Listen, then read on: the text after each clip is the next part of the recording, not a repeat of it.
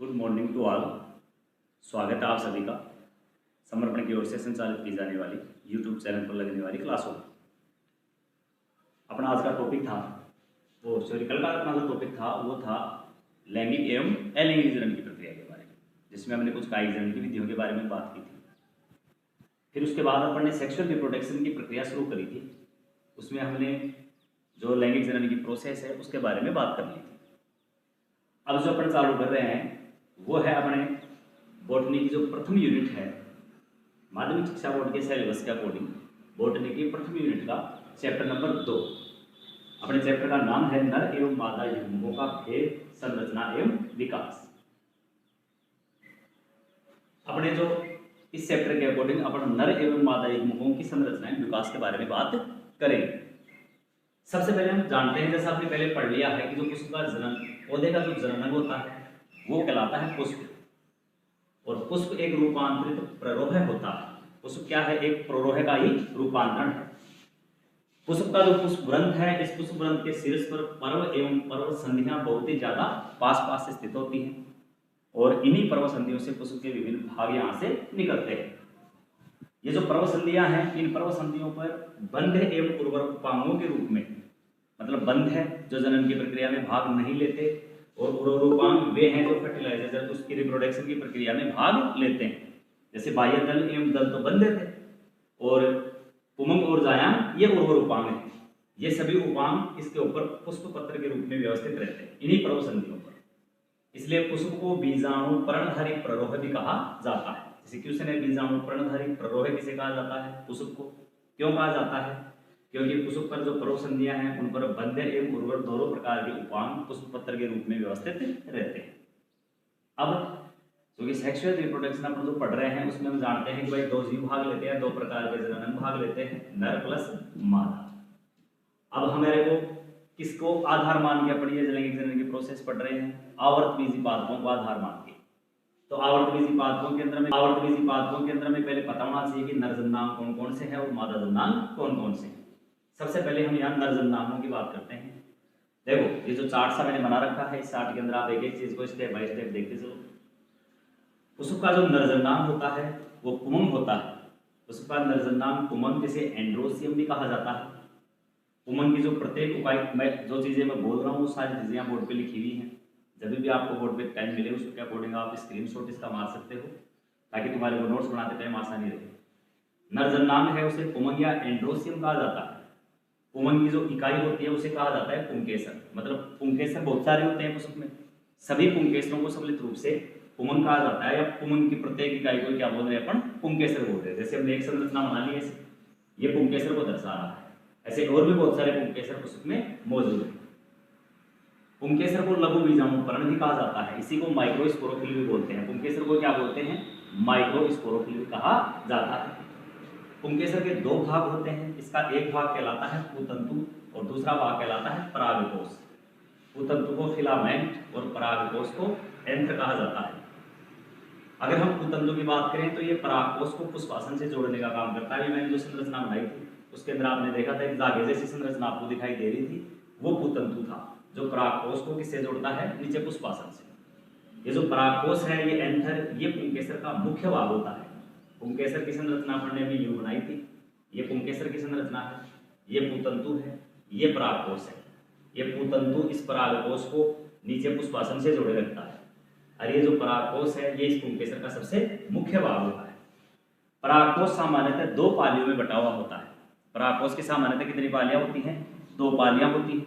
दो पालियां एक दूसरे से जुड़ी हुई होती हैं परागकोश की संरचना में। एक परागकोश में 4 परागधानियां पाई जाती हैं। दो पालियों की हम बात करें तो कुछ इस तरीके से हमारे को इसके अंदर दो पालियां देखने को मिलेंगी। ये एक जो संरचना है इसके अंदर ये जो पालियां अपने को दिखाई देंगी, ये दो पालियां। इन दोनों पालियों के अंदर दो दो परागधानियां, सामान्यतः अधिकांशतः पादपों में दोनों पालियों में दो दो परागधानियां मौजूद होती हैं। इस तरह हमारे को दो दो परागधानियां इसमें देखने को मिलेगी। तो एक परागकोश में सामान्यतः कितनी परागधानियां पाई जाती हैं? 4 परागधानियां एक परागकोश के अंदर सामान्यतः पाई जाती है।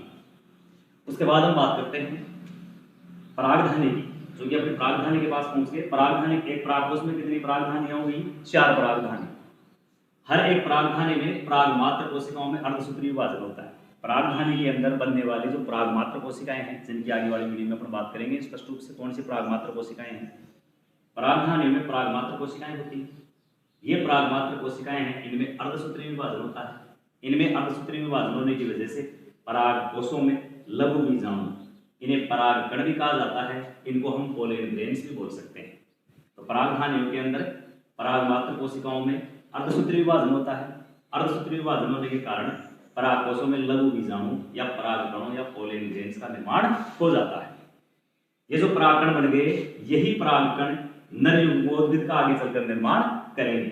तो जो नर युग्मोद्भिद की प्रथम कोशिका है, उस प्रथम कोशिका नर युग्मोद्भिद की प्रथम कोशिका किसे माना जाता है? परागकण को माना जाता है। परागकण ही नर युग्मोद्भिद की प्रथम कोशिका है। नर युग्मोद्भिद किसे कह रहे हैं? जो नर युग्मकों को या जो नर युग्मकों का निर्माण करेगा। नर युग्मक मतलब जो निषेचन की प्रक्रिया में भाग लेंगे, वो नर युग्मक बनाने वाले जो सेल्स है उसे या उसे नर युग्मकोद्भिद कह रहे हैं। और नर युग्मकोद्भिद की प्रथम कोशिका किसे कहा जाता है? परागकण। अब बात करें परागकण के, परागकण हमारे पास बन गए। ये परागकण वाहक है, युग्मकों के अपने युग कह सकते हैं। अब पोलिनेशन की प्रक्रिया संपन्न होती है। देखो मैंने इसको ग्रीन से लिख रखा है परागण। परागकण नहीं है ये है परागण। परागण का मतलब हुआ कि परागकणों, देखो परागण का मतलब क्या है? ये हमारे पास एक पौधे पर ये पुष्प है, ये दूसरा पुष्प है। अपन यूं मान के चलें कि इस पुष्प के अंदर जो परागकोश है, या एक कोई से भी एक पुष्प भी ले सकते हैं, अपने अलग अलग पुष्पों भी दिखा सकते हैं। इस पुष्प के अंदर बनने वाले जो परागकण है, जब परागकोशों का स्फुटन होगा तो ये परागकण किसी भी माध्यम के द्वारा, हवा द्वारा, कीट पतंगों के द्वारा, मक्खियों द्वारा, मधुमक्खियों द्वारा, इनके शरीर से चिपककर किसी दूसरे पुष्प की मादा भाग वर्तिकाग्र पर चले जाएंगे। तो परागकणों का, नर युग्मकों के वाहक परागकणों का मादा जन्नांग वर्तिकाग्र पर पहुंचने की प्रक्रिया को क्या कहा जाता है? परागण कहा जाता है। तो परागण से पूर्व जब परागण की प्रक्रिया होती है, उससे पहले भी एवं परागण की प्रक्रिया के पश्चात नर युग्मकोद्भिद का क्या हो जाता है? विकास हो जाता है। देखो परागण की प्रक्रिया से पहले और परागण की प्रक्रिया के पश्चात नर युग्मकोद्भिद का विकास होता है। पहले और पश्चात कैसे? परागण से पूर्व की जो प्रक्रिया संपन्न हो रही है, ये जब परागकोश का स्फुटन नहीं हुआ, परागकोश के स्फुटित होने से पहले ही हो रही है। स्फुटित होने से पहले मतलब ये जो प्रोसेस संपन्न हो रही है, ये कहाँ संपन्न हो रही है? परागकोश के अंदर ही संपन्न हो रही है। अभी परागकण परागकोश से बाहर नहीं निकला, उसी के अंदर परागकोश का अंकुरण क्या हो गया? शुरू हो गया। और परागकण की प्रक्रिया के बाद, परागकण की प्रक्रिया के जो बाद परागण की प्रक्रिया हो गई, उसके बाद ये परागकण परागकोश से निकलेंगे और कहाँ चले जाएंगे? ये वर्तिकाग्र है, यहाँ पर पहुंच जाएंगे। तो परागण की मतलब परागकणों को यहाँ पर पहुंचना, परागण की प्रक्रिया संपन्न होने के बाद ये यहाँ पहुंच गए, तो यहाँ पर पहुंचने के बाद फिर उसमें अंकुरण होता है। उसके बाद अंकुरित परागकण को क्या कहा जाता है? नर युग्मकोद्भिद कहा जाता है। यही नर युग्मकोद्भिद का विकास होना शुरू हो जाता है। अब नर युग्मकोद्भिद जो हमारे पास मौजूद है, उसके अंदर समसूत्री विभाजन होता है। इसमें समसूत्री विभाजन होगा, जैसे हम इसकी संरचना यूं बना लें। ये हमारे पास मान लो कोई परागकण है, इसके अंदर कोई सेल्स मौजूद है, इस सेल्स के अंदर समसूत्री विभाजन होगा या दो प्रकार की कोशिकाओं में ये डिवाइड हो जाएगी, जिसका हम आगे अध्ययन करेंगे। तो समसूत्री विभाजन से दो कोशिकाओं के अंदर क्या हो गई? ये बट गई, दो अलग अलग केंद्र किसके अंदर मौजूद है। तो समसूत्री विभाजन होगा और ये दोनों जो अलग अलग केंद्र बन गए, यही दोनों क्या कहलाएंगे? नर युग्मक कहलाएंगे। इस तरह समसूत्री विभाजन की प्रक्रिया के पश्चात नर युग्मकों का क्या हो गया? हमारे पास निर्माण हो गया। इस पे आप नजर मारे, ये नर युग्मक जो निषेचन की प्रक्रिया में भाग लेंगे। हमने जो नर युग्मक बना लिए, यही नर युग्मक निषेचन की प्रक्रिया में आगे चलकर क्या करेंगे? भाग लेंगे और ये जो मादा पार्ट है उसके अंदर प्रवेश करेंगे और वहां पर जाकर जो ओवेरी है उसके अंदर जो बीजांड है वहां पर फर्टिलाइजेशन की प्रक्रिया कंप्लीट होगी। तो ये पूरा का पूरा नर जन्नांग में होने वाली प्रोसेस है। अगर अपन बात करें मादा जन्नांग की,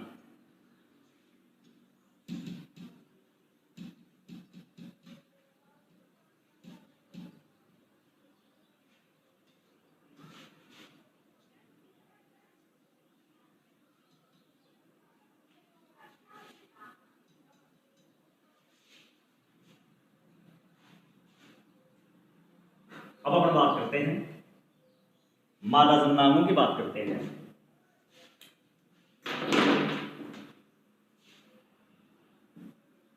मादा जन्नांग, मादा जन्नांग है उसे कहा जाता है, मादा जन्नांग को कहा जाता है जायाम। मादा जन्नांग क्या कहलाता है? जायाम कहलाता है। जायांग की प्रत्येक इकाई को क्या कहा जाता है?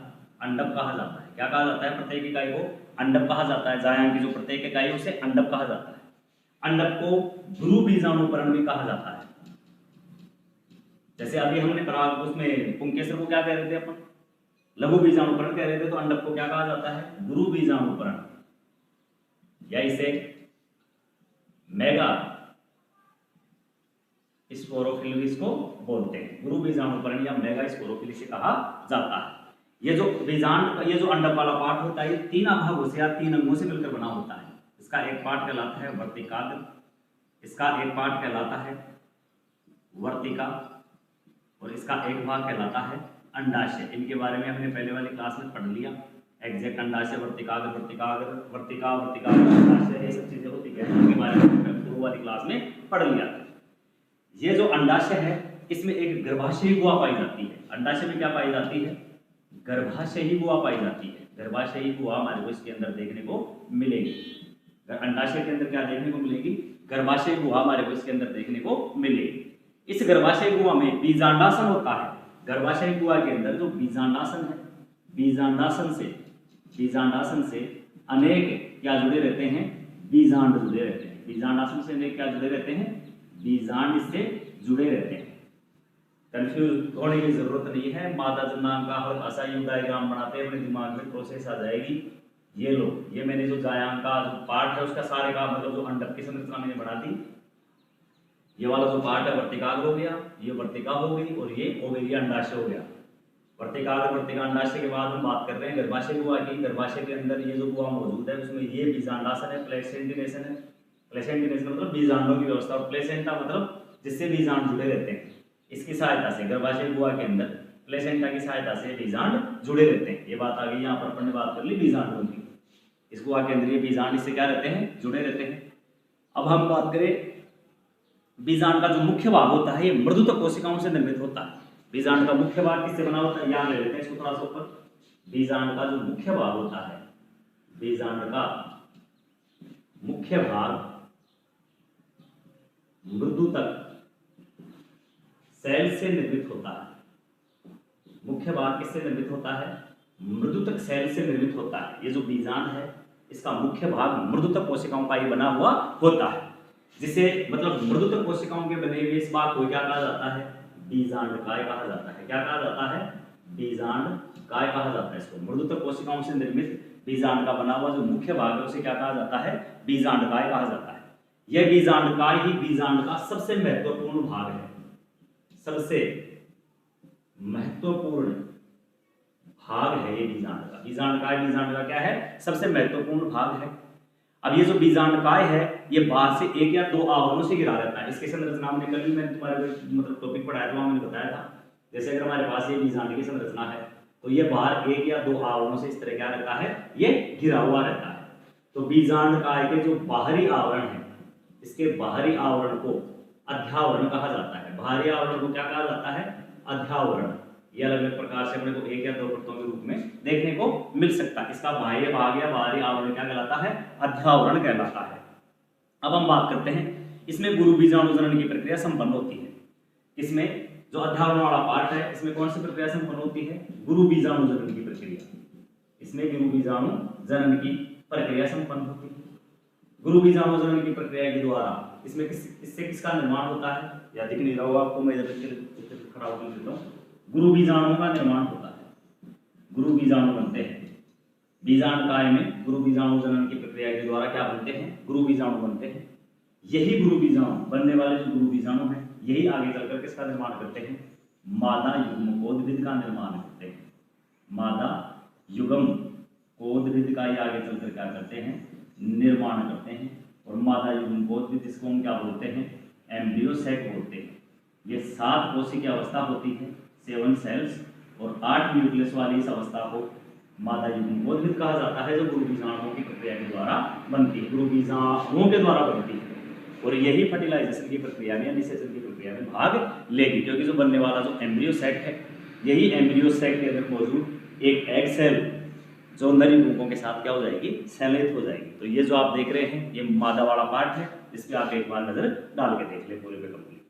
मैंने इसको ऐसे समझा दिया है। मादा जनना जायांग कहलाता है। इसकी प्रत्येक इकाई को क्या कहा जाता है? अंडक कहा जाता है।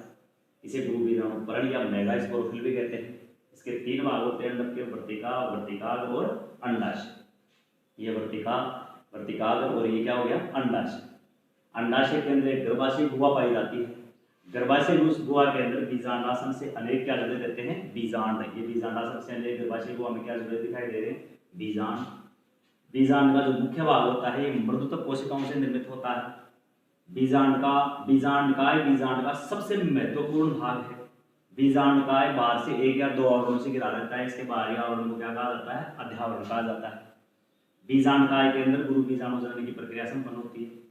गुरु बीजाणु जनन की प्रक्रिया के द्वारा गुरु बीजाणु बनते हैं। यही गुरु बीजाणु आगे चलकर मादा युग्मकोद्भिद का क्या कर लेते हैं? निर्माण कर लेते हैं। अच्छा, ये जो गुरु बीजाणु जनन की प्रक्रिया में जो गुरु बीजाणु बन रहे हैं और इन गुरु बीजाणु का निर्माण किससे होता है? गुरु बीजाणु मात्र कोशिका, गुरु बीजाणु मात्र सेल। जैसे वहां पर नरजाया में लघु बीजाणु मात्र कोशिका से बन रहे थे पराग, वहीं पर इसमें गुरु बीजाणु मात्र कोशिका से किसका निर्माण होगा? गुरु बीजाणु का। और गुरु बीजाणु क्या बना देंगे? मादा युग्मकोद्भिद बना देंगे। तो ये अपने सामान्य नर एवं मादा जन्नांगों की अपन ने बात की। उसके बाद जो अपना अगला टॉपिक अपन चालू कर रहे हैं वो चालू कर रहे हैं structure and development of male gametophyte. Structure and development of male gametophyte. नर युग्मकोद्भिद की संरचना एवं विकास की अपने को बात करनी है।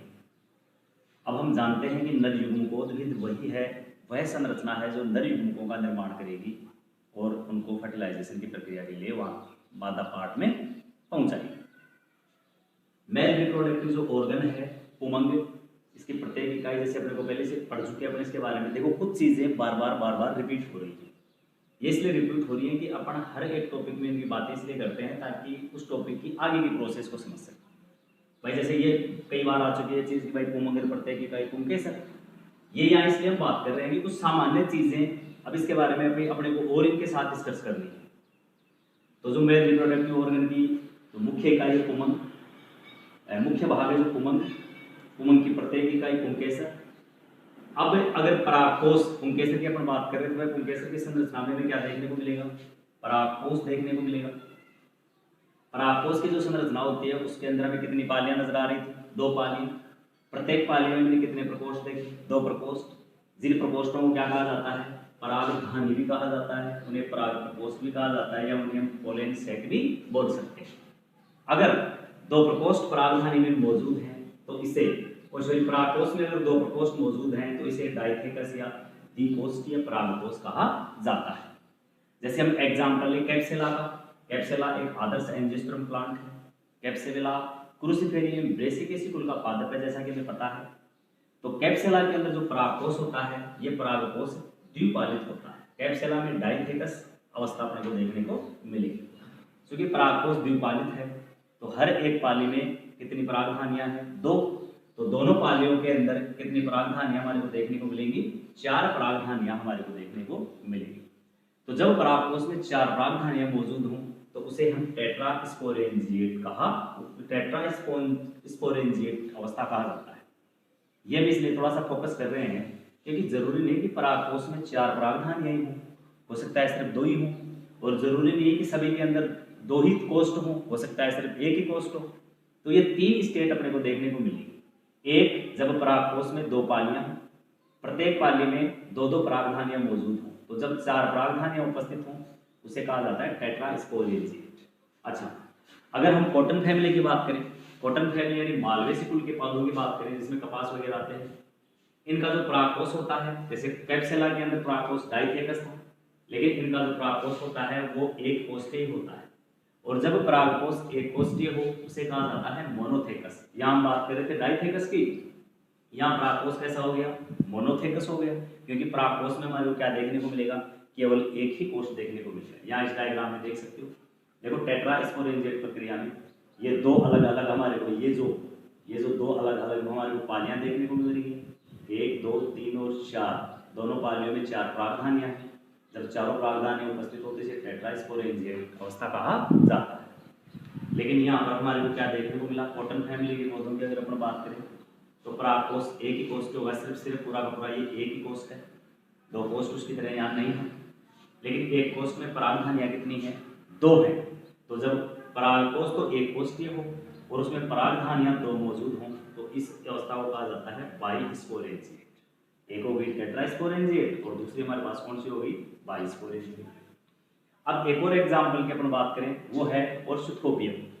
अगर ऑर्सिथोबियम प्लांट्स की अपन बात करें तो इनका जो परागकोश है इसमें केवल एक ही परागधानी मिलेगी। एक परागधानी कैसे? जैसे ये एक कोष था, इसमें यहाँ 2 परागधानियां हैं, ये कॉटन फैमिली में है। लेकिन ऑर्सिथोबियम की बात करें तो इसके अंदर सिर्फ एक ही परागधानी हमारे को देखने को मिलेगी।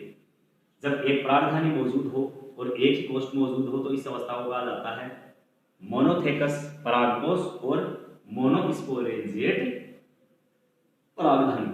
यहाँ पर परागधानी की जो अवस्था अपने को देखने को मिलेगी वो कौन सी मिलेगी? मोनोस्पोरेंजिएट। तो परागकोश या परागधानी, परागकोश में परागधानियों की उपस्थिति के आधार पर हमें 3 अलग अलग प्रकार के देखने को मिल सकती है, टेट्रास्पोरेंजिएट, बाइस्पोरेंजिएट और मोनोस्पोरेंजिएट। अब हमने जो डायग्राम बनाए हैं मेल रिप्रोडक्टिव ऑर्गेन्स पर पढ़ रहे हैं, जिसका अपने को पता है। देखो ये एक कुसुम का पुष्पासन है, ये वाला भाग क्या है? कुसुम का पुष्पासन वाला भाग। यहाँ से पूतंतु का निर्माण होता है, ये पूतंतु भी हमारे पास बन गया। इधर भी जैसे पुंकेसर का भाग है पूतंतु, ये भी हमारे पास बन गया। अब इस पूतंतु के ऊपर यहाँ पर परागकोश विकसित होता है कुछ इस तरीके से, ये परागकोश यहाँ पर विकसित हो जाता है। तो अगर हम इस परागकोश की संरचना का अनुप्रस्थ काट के अध्ययन करें तो तब हमें इन परागधानियों के बारे में पता चलता है। मान लो यहाँ से अपन ने इसकी सेक्शन काट, ये इसी को मैंने यहाँ से थोड़ा सा बढ़ा करके एक्सप्लेन किया।